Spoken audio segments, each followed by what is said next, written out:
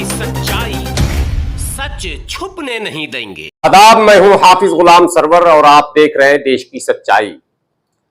चुनाव का बिगुल बज चुका है। गठबंधनों के तमाम कवायद लगभग पूरे होते दिख रहे हैं।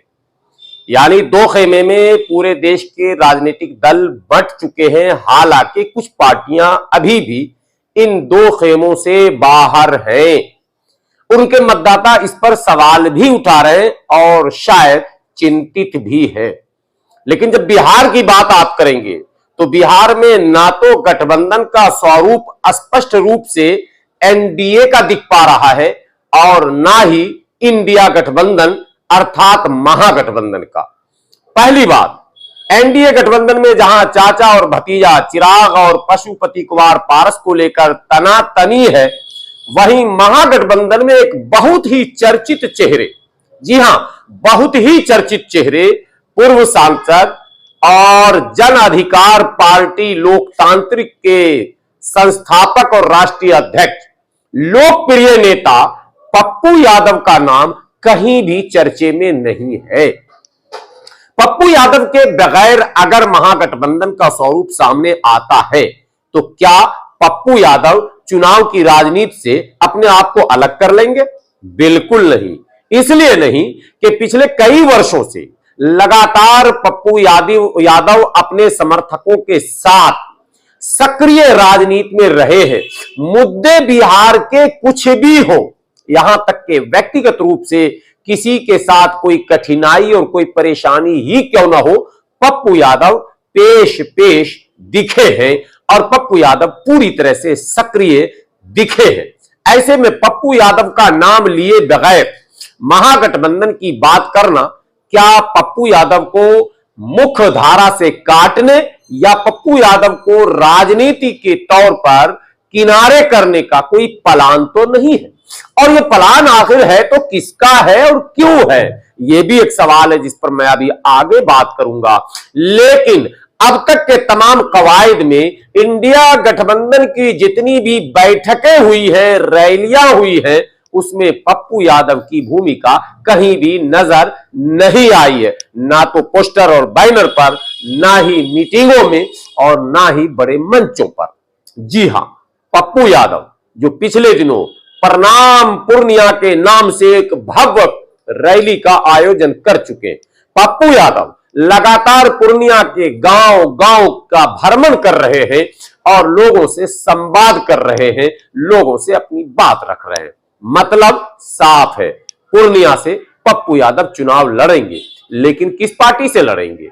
पार्टी तो उनकी अपनी है, जन अधिकार पार्टी लोकतांत्रिक। लेकिन क्या गठबंधन में वो है या नहीं है, बिहार के लोग ये भी जानने की कोशिश कर रहे हैं। और जो पप्पू यादव के चाहने वाले हैं वो चिंतित भी हैं कि क्या पप्पू यादव को इन दोनों गठबंधनों में एक गठबंधन को आप बिल्कुल चर्चे में नहीं ले सकते हैं, क्योंकि पप्पू यादव एक ऐसे नेता बिहार के हैं जो लगातार भारतीय जनता पार्टी और जनतांत्रिक गठबंधन के तमाम नीतियों पॉलिसियों के खिलाफ बोलते रहे हैं। वो दिन भी याद होगा जब उन्हें नीतीश कुमार जब एनडीए के पार्ट थे तो उन्हें जेल भी डाला गया था और उनके वो सारे संघर्ष भी आपको याद होंगे। वो सी दृश्य भी आपको याद होगा जब पटना पानी में डूब गया था और उस समय बिहार के उप मुख्यमंत्री, इस समय वो बिल्कुल चुप नेता हो चुके हैं, छोटे मोदी के नाम से प्रसिद्ध सुशील मोदी तक को सहायता पहुंचाने का काम पप्पू यादव ने किया था और वो वीडियो बहुत ही वायरल हुआ था। सवाल यह पैदा होता है कि आखिर इंडिया गठबंधन में शामिल वो तमाम दल, विशेषकर राष्ट्रीय जनता दल और कांग्रेस, पप्पू यादव के नाम को पीछे क्यों धकेलने में लगी? क्या पप्पू यादव को ठिकाने लगाने का जुगाड़ और प्लान है, जैसा कि पिछले विधानसभा में हुआ? हालांकि विधानसभा में जनता ने पप्पू यादव जैसे नेताओं को क्यों नकारा, ये कठिन प्रश्न है जिसका उत्तर तो वही जनता देगी जिस जनता ने पप्पू यादव जैसे संघर्ष करने वाले लीडर को किनारे कर दिया। ये कठिन प्रश्न है, इसका उत्तर कोई रिपोर्टर्स नहीं दे सकता, इसका उत्तर तो वहां की जनता ही दे पाएगी। लेकिन हां, यह दुर्भाग्यपूर्ण हार था जिससे पप्पू यादव के समर्थकों को सदमा लगा, झटका लगा और देश में एक स्वस्थ लोकतांत्रिक राजनीति करने वाले लोगों को भी झटका लगा और एक ऐसे पत्रकारों को जो निष्पक्ष अपने आप को मानते हैं उन्हें भी झटका लगा कि आखिर जनता इस तरह के फैसले कैसे लेती है। जनता में एक मैसेज है, इसी का लाभ पार्टियां लेती हैं। मैसेज आर पार है, मोदी जिताओ और मोदी हराओ।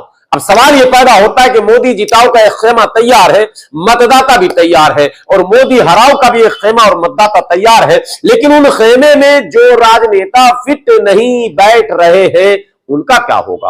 वो मोदी हराना तो चाहते हैं, लेकिन मोदी हराने में वो जीतने की जो स्थिति है उसके लिए जो दल और जो गठबंधन बने हुए हैं उस गठबंधन में उनकी कोई जगह नहीं है।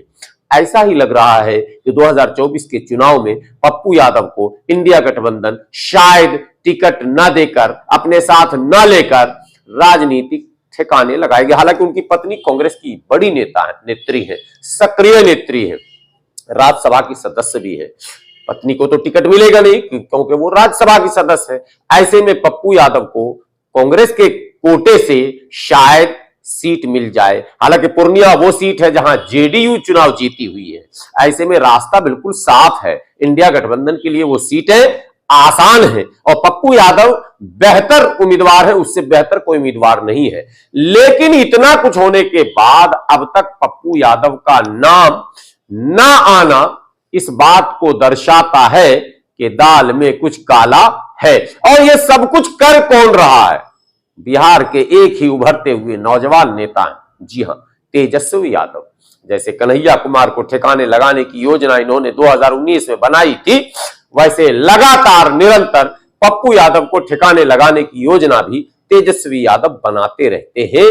और मुझे लगता है कि यदि 2024 में पप्पू यादव को इंडिया गठबंधन ने अपना प्रत्याशी नहीं बनाया तो बिल्कुल ये बातें सच होंगी कि इसके पीछे तेजस्वी यादव की जिद और भूमिका ही मानी जाएगी। अन्यथा कांग्रेस जो है वो पप्पू यादव के लिए बेहतर सोच रखती है। उसके दो कारण हैं। एक कारण यह है कि भविष्य का एक पार्टनर भी पप्पू यादव कांग्रेस के हो सकते हैं, और दूसरा कारण है कि उनकी पत्नी स्वयं कांग्रेस में उनकी बड़ी भूमिका है।